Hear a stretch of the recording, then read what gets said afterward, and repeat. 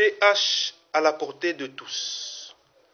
Tous les droits de l'homme à la portée de tous, c'est votre émission préférée de l'Alliance pour l'universalité des droits fondamentaux AUDF.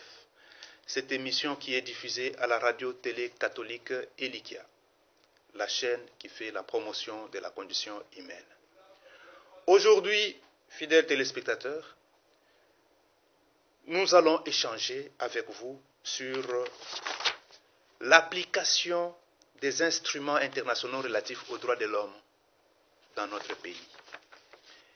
Et comme c'est une journée spéciale, avec une émission spéciale, nous allons commencer par les échanges des vœux. Nous allons présenter notre spot publicitaire sur la détention préventive. Stop détention préventive, vous avez déjà suivi et nous espérons que vous suivrez encore ça aujourd'hui et vous aimez cela.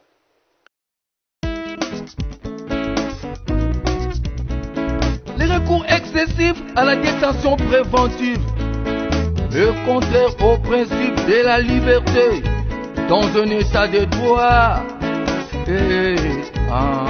Les recours excessifs à la détention sans contrôle de l'autorité est une violation des droits de l'homme.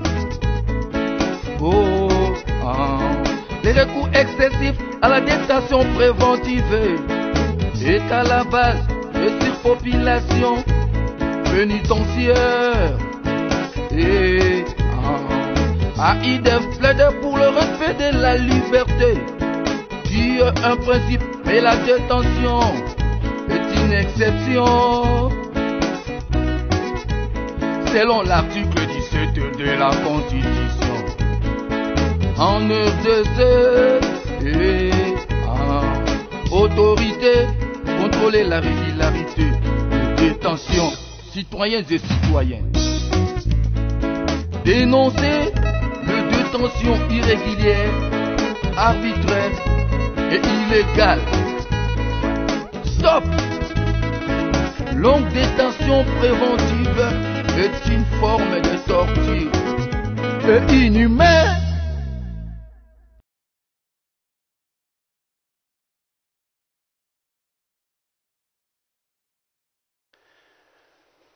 Nous allons toucher la question de l'actualité avec quelques 2 ou 3 points avant d'entrer dans la profondeur sur la question de l'application des instruments internationaux relatifs aux droits de l'homme dans notre pays. Pour commencer, les échanges de vœux en ce jour, le 31 décembre 2022, pour tous les téléspectateurs de l'émission DH à la portée de tous, pour toute la grande équipe de la radio-télé catholique Elikia qui nous accompagne souvent. L'émission DH à la portée de tous est diffusée sur la chaîne catholique il y a plus de 10 ans. Et l'occasion pour nous de féliciter, de remercier et de présenter nos vœux les meilleurs à toute cette grande équipe de la radio-télé catholique Elikia. Et nous ne pouvons pas oublier le responsable numéro 1. Là, nous avons cité le cardinal Fridolin Ambongo. Nous ne pouvons pas non plus oublier monsieur le directeur général Hugues Kibao. À tous, à toutes, tous nos remerciements et toutes nos félicitations et nos vœux de bonheur, de santé et de prospérité pour l'année 2023 qui commence. De même, nos vœux les meilleurs à toutes les autorités de la République, que ce soit la présidence, au Parlement, dans le gouvernement, dans toutes les institutions d'appui à la démocratie, devant les cours et tribunaux, à tous les niveaux, toutes les autorités, nous présentons nos vœux les meilleurs, de santé, de réussite, de succès pour cette année 2023. Et que les uns et les autres puissent avoir l'Esprit de Dieu avec eux et mieux conduire le peuple de Dieu, le peuple congolais. Au corps diplomatique,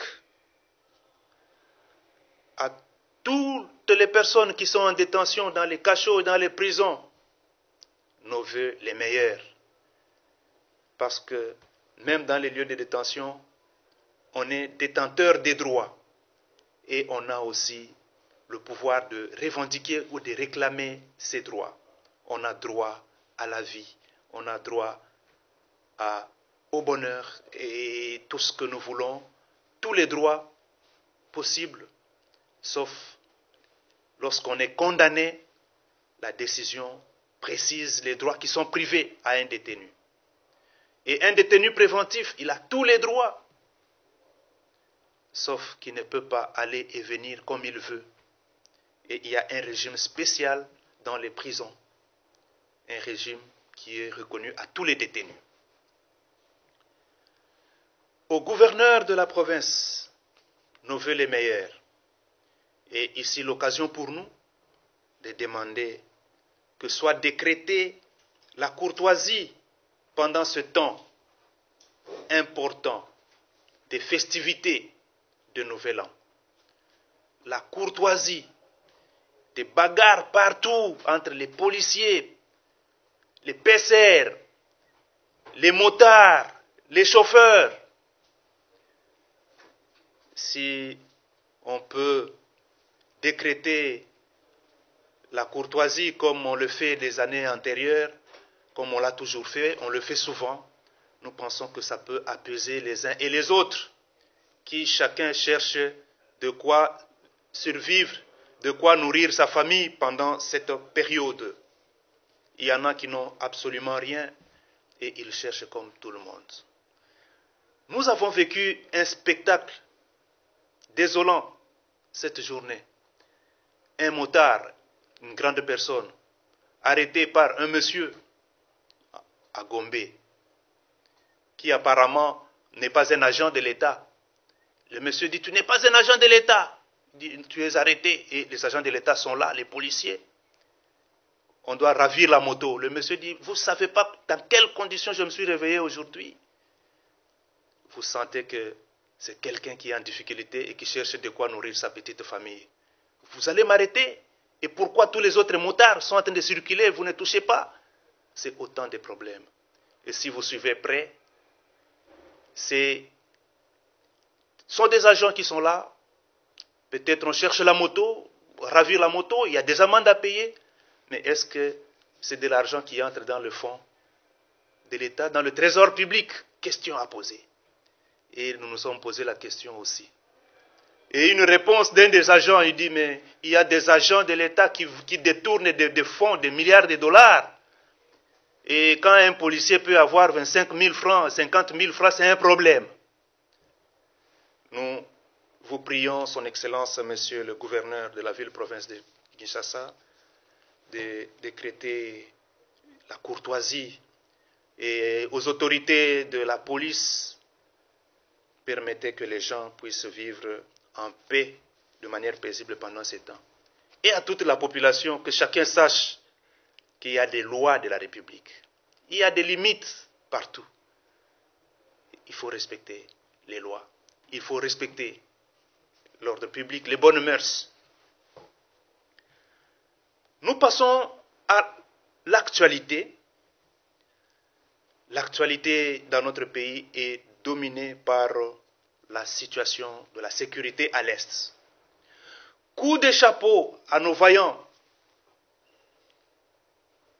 éléments des FARDC, Forces armées de la République démocratique du Congo, parce qu'aujourd'hui, les M23 se sont retirés. Mais faut-il aussi que la vigilance puisse accroître? Il faudrait aussi que tous les moyens nécessaires soient mis à la disposition des braves militaires, nos vaillants militaires qui sont au front, qui se battent jour et nuit pour la paix et la sécurité.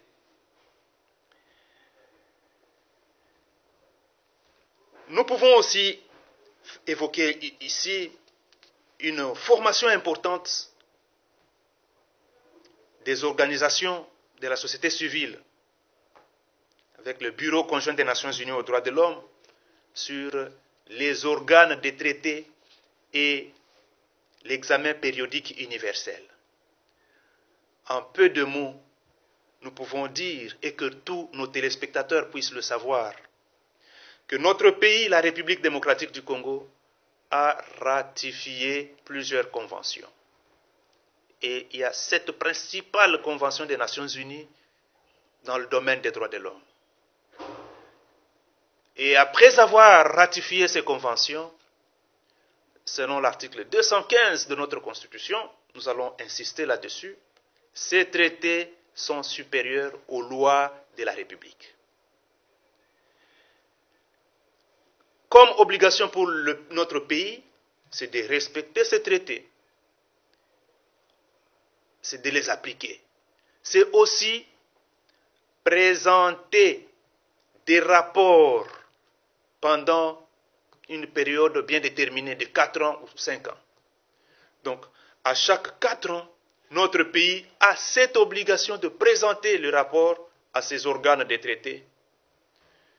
Il y a un comité des droits de l'homme et notre pays a accepté que les personnes, les individus, les organisations de la société civile puissent saisir ce comité des droits de l'homme lorsque les droits de certains individus ne sont pas respectés, et cela après l'épuisement des voies de recours internes. Mais aussi cette possibilité que si ces voies-là ne sont pas disponibles, les personnes se rendent compte qu'en justice, les choses, il n'y a que des blocages. Il est permis à ces personnes de saisir ces organes de traité. Nous allons insister là-dessus. L'examen périodique universel, c'est un mécanisme du Conseil des droits de l'homme des Nations Unies. Pendant une période de 4 ans et 6 mois, tous les États sont appelés à être examinés par le Conseil des droits de l'homme avec le mécanisme d'examen périodique universel. La République démocratique du Congo est déjà passée au premier, deuxième, troisième cycle et nous attendons un prochain cycle d'ici 2024.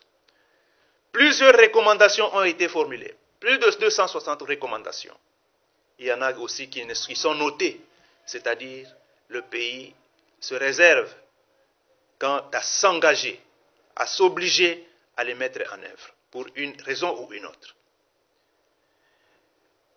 Mais par rapport à tout ce qui est accepté, le pays a cette obligation de mettre en œuvre ces recommandations. Voilà pourquoi les organisations de la société civile sont toujours debout pour plaider afin que ces recommandations, que ce soit des organes de traité ou de l'examen périodique universel, soient respectées.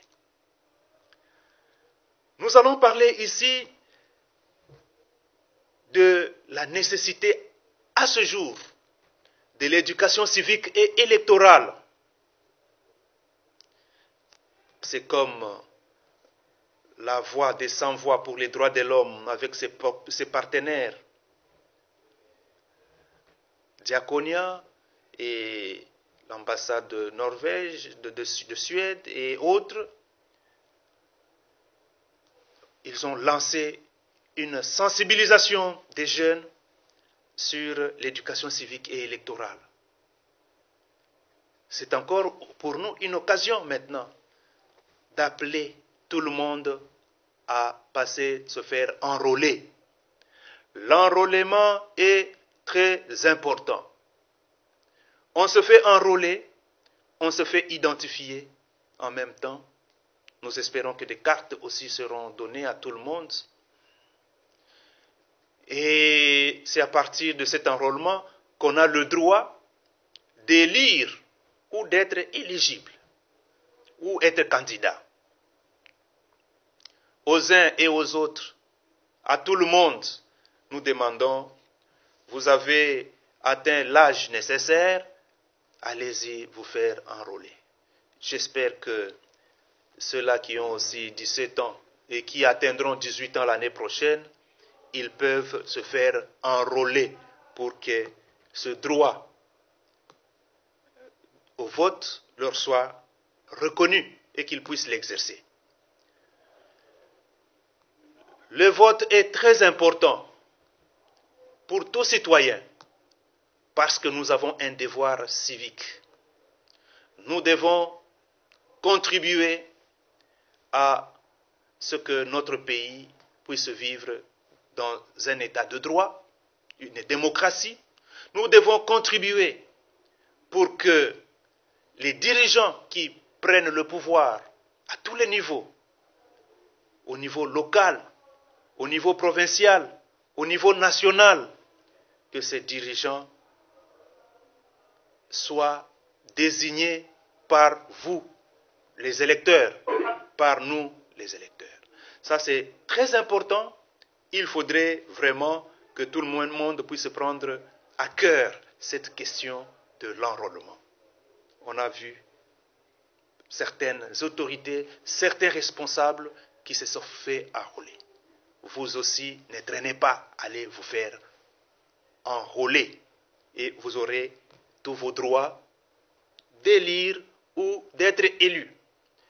Et bien plus, vous aurez le droit de suivre les actions du gouvernement. C'est ça aussi un bon citoyen. Ne dites pas, non, j'ai élu, mais on n'a pas retenu le candidat que j'ai élu. Non, ce n'est pas un argument valable. Parce qu'il y a toujours une évolution. Et comme le dit l'article 5 de notre Constitution, tout le pouvoir émane du peuple. Et donc c'est le peuple qui désigne ses dirigeants. Ça c'est très important. Nous aurons le temps d'entrer en détail sur ces questions. Voilà ce qu'on pouvait dire à propos de certaines questions d'actualité. Et l'actualité, c'est aussi au Parlement. Le Parlement de notre pays, l'Assemblée nationale, qui a eu à voter ou à adopter certaines propositions, projets de loi très intéressants et qui contribueront efficacement à la promotion et la protection des droits de l'homme dans notre pays.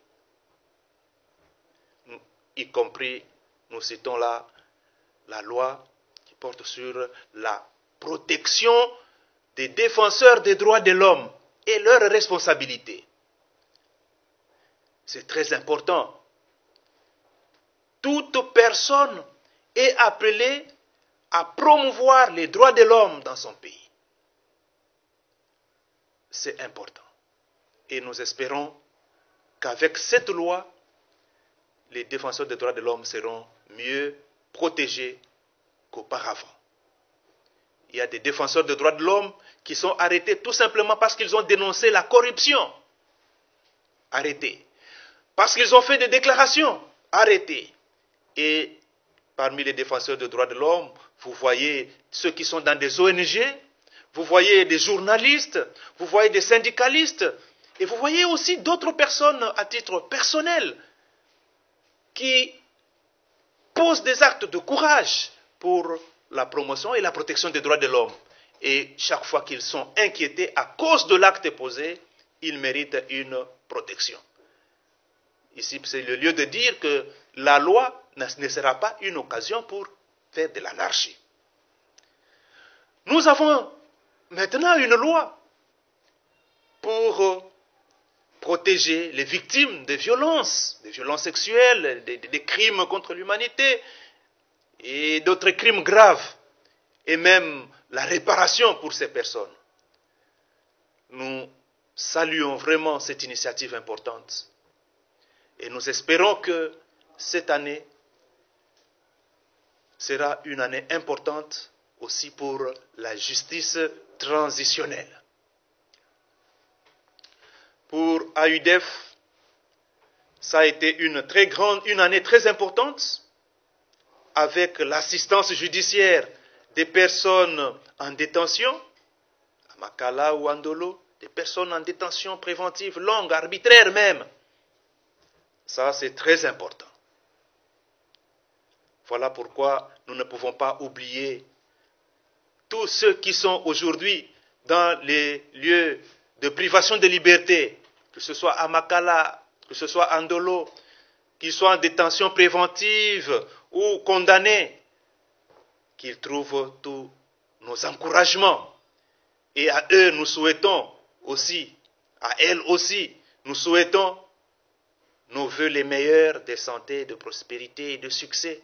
Et aussi, et beaucoup plus, là nous insistons, que leur affaire judiciaire, s'ils sont encore détenus préventifs, puissent connaître l'issue attendue. AUDEF a suivi une des affaires très importantes cette année, c'est l'affaire qui a drainé des milliers de personnes, plus de 100 personnes, de Goma, Calais, Minova, Bukavu, ainsi de suite.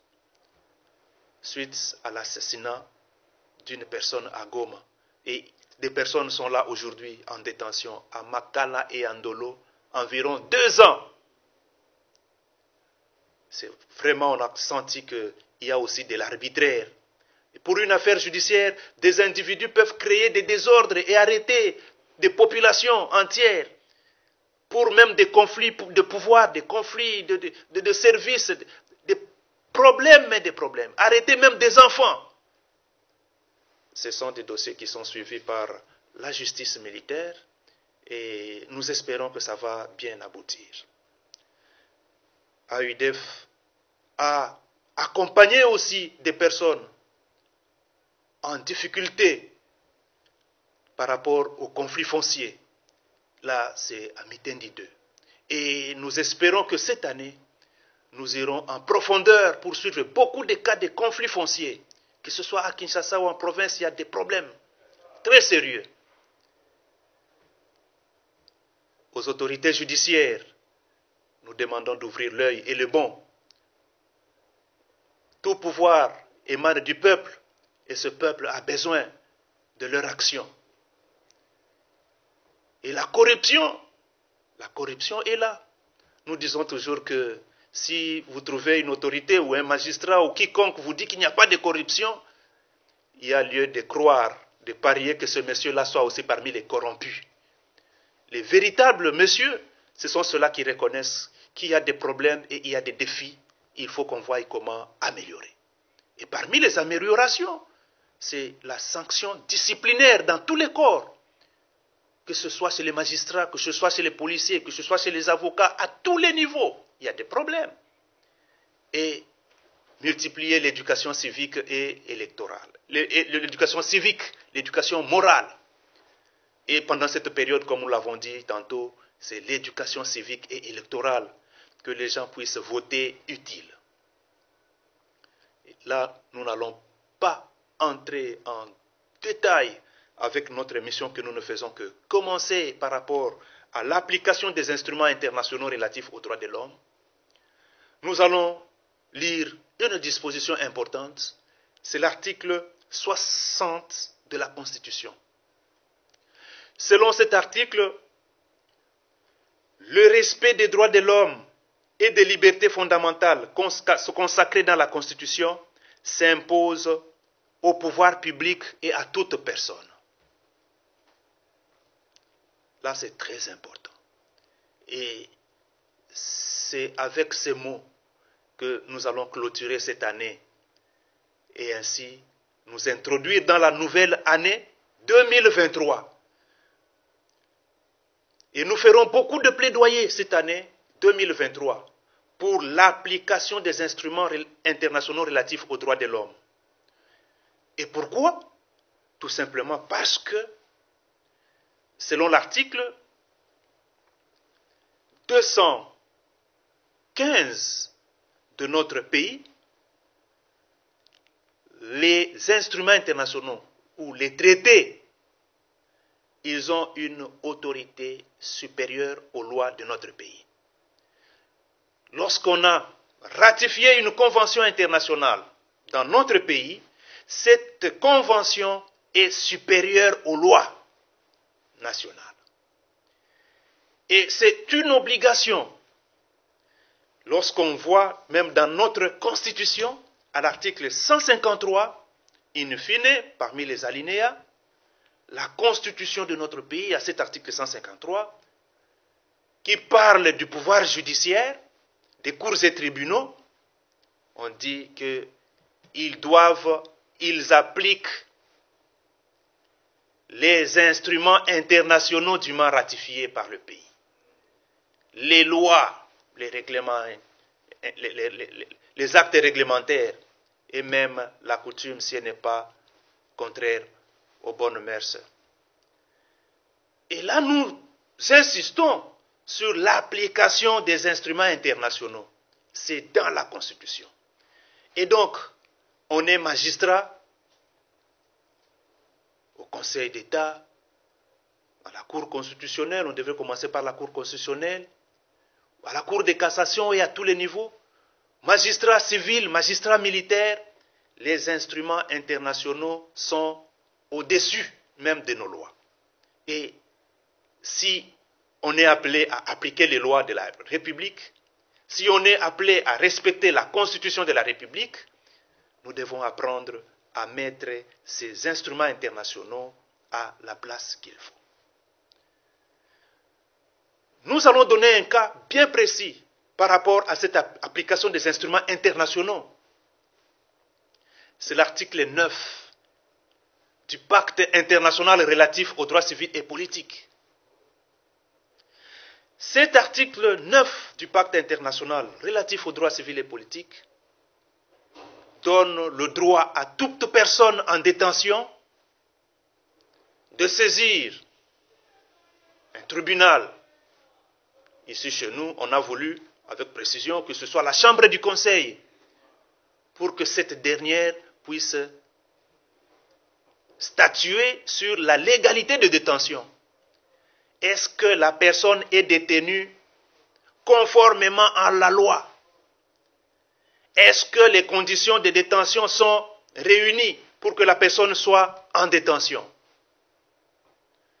Nous avons expérimenté avec même des procédures devant la justice. C'est difficile. Et nous le disons aujourd'hui, nous entrerons dans le détail et ce sera un grand plaidoyer pour l'année prochaine afin que les instruments internationaux soient respectés. Aujourd'hui, il y a beaucoup de personnes qui sont en détention préventive dans nos prisons, non seulement à Kinshasa, aussi dans d'autres provinces. Mais tout simplement parce que la justice ne fait pas correctement son travail. Il faut le dire. Pourquoi on ne fait pas correctement le travail? Plusieurs raisons. Entre autres, il y a la corruption. La détention préventive, c'est une bonne occasion pour la corruption. Parce que lorsque quelqu'un est en détention, c'est une forte pression sur toute sa famille. Il faut au moins chercher par tous les moyens à réunir quelques moyens pour payer la liberté provisoire. Et là, quand on dit liberté provisoire, la caution, c'est beaucoup d'argent que de l'argent qui peut entrer dans le trésor public. Là, nous insistons, nous disons, nous devons appliquer les instruments internationaux relatifs aux droits de l'homme. Et le cas que nous évoquons aujourd'hui, d'abord, c'est l'habeas corpus. Ce droit-là qu'a toute personne en détention de saisir un juge pour qu'il puisse examiner si sa détention est régulière ou pas. Voilà, chers téléspectateurs, DH à la portée de tous, c'est votre émission préférée. Et cette émission de ce jour a bien voulu commencer par vous présenter les échanges de vœux, et nos vœux les meilleurs à tous, à tout un chacun, dans vos maisons, dans vos services et partout où vous êtes, avec beaucoup de respect pour tout un chacun.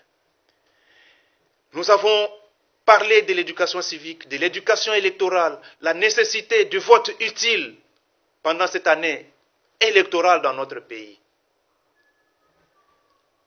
Et comme point de chute, avec notre thème, que nous ne faisons qu'ouvrir, que commencer, que déclencher, c'est l'application des instruments internationaux relatifs aux droits de l'homme. Voilà pourquoi nous recommandons que la formation ou le renforcement des capacités auprès de magistrats et de tout agent, tous ceux qui sont dans le domaine judiciaire, tiennent compte aussi de ces instruments internationaux. CTDH à la portée de tous. Nous avons été accompagnés par M. Roger Tchikta, M. Jires Nzunzi et M. Ig Kiba, avec votre serviteur Henri Wemboloa. AUDEF a été avec vous toute cette année à travers cette émission DH à la portée de tous, qui est diffusée sur la chaîne RTCE, Radio-Télé Catholique Elikia, diffusée chaque mardi les après-midi vers 16h et les vendredis à partir de 19h. Une fois de plus, bonne année et à la prochaine.